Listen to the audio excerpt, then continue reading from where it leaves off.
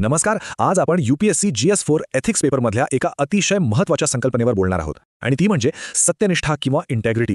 ही संकल्पना नेमकी आहे तरी काय आणि परीक्षेत यावर एक प्रभावी उत्तर कसं तयार करायचं? चला तर मग हे सगळं सोप्या भाषेत समजून घेऊया. बघा, काय सुंदर विचार आहे हा. योग्य गोष्ट करणे जरी कोणी पाहत नसले तरी. CB रमण यांचं हे एकच वाक्य सत्यनिष्ठेचं सार सांगून जातं. म्हणजे जेव्हा आपल्यावर कुणाची नजर नसते तेव्हा आपण कसे वागतो यावरच आपलं खरंच चारित्र्य ठरतं. चला, याच विचाराला धरून आपण पुढे जाऊया. तर आज आपण काय काय पाहणार आहोत? सगळ्यात आधी सत्यनिष्ठा म्हणजे नेमकं काय ते समजून घेऊ.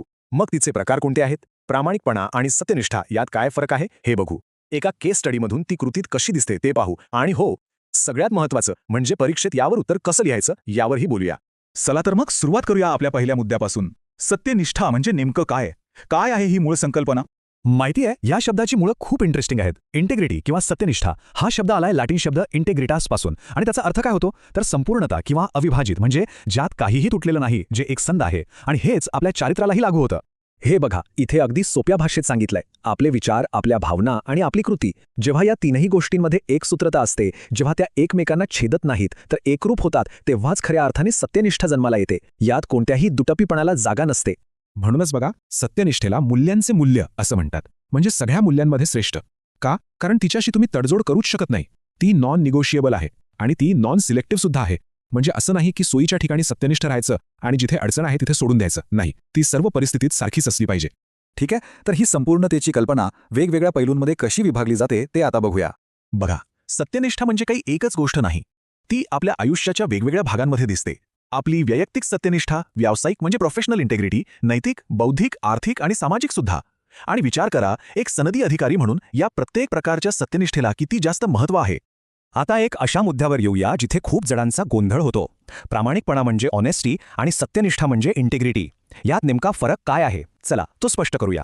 या टेबलकडे बघा, किती छान फरक सांगितला आहे. प्रामाणिकपणा म्हणजे काय तर खरं बोलणं, पण सत्यनिष्ठा ती याच्या खूप पुढे आहे. ती म्हणजे दबावात असताना सुद्धा योग्य गोष्ट करणं. उदाहरण बघायचं झालं तर विचारल्यावर चूक कबूल करणं हा प्रामाणिकपणा झाला, पण कुणाच्या लक्षातही न आलेली चूक स्वतःहून पुढे येऊन स्वीकारणं ही झाली सत्यनिष्ठा. थोडक्यात काय तर प्रामाणिकपणा हा सत्यनिष्ठेचा एक भाग आहे, पण सत्यनिष्ठा ही त्यापेक्षा खूप मोठी गोष्ट आहे. ती तुमच्या चारित्र्याबद्दल बोलते.